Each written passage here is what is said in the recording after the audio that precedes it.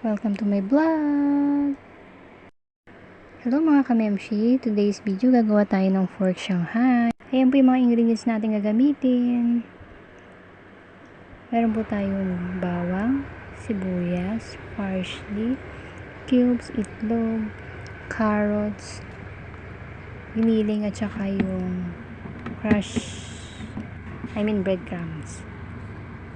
Nagsama-samahin lang po natin ang ating mga vegetables and then tangkap.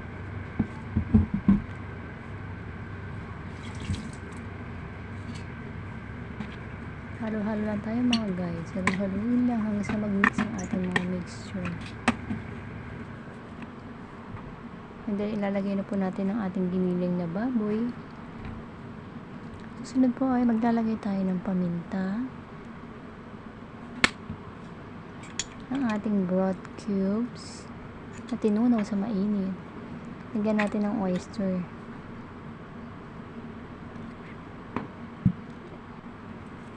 Haluin lang po natin siya. Hindi na po natin kailangan ng salt dahil po ang ating broth cubes ay maalat na. Sunod natin lalagay itlog at saka yung breadcrumbs. Kayo na po bahala magtansya. Tansyahin nyo lang mga guys. Kung alam nyo basa-basa pa, dagdagan nyo pa po ng breadcrumbs. Yan, mix-mix nyo lang siya mga guys. Pag alam nyo okay na yung ating mga mixture,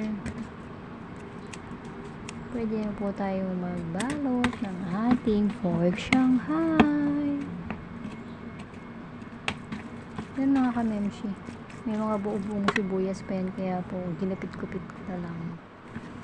Ito po guys, yung mixture natin, lumpia wrapper, at saka meron tayong harina na nilusaw sa tubig.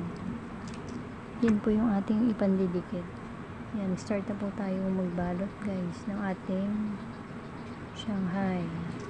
Yan po ang technique ng ating pagbabalot ng Shanghai.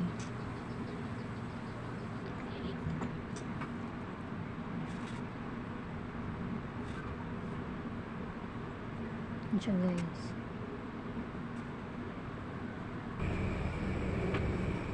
Yan na po yung ating mga nabalot. And then magpipito na po tayo guys ng ating Shanghai na nagawa.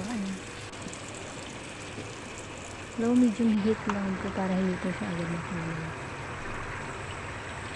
Yan siya guys. Para maluto rin po yung loob. Hello guys. Bye. Thank you for watching. Please like and share.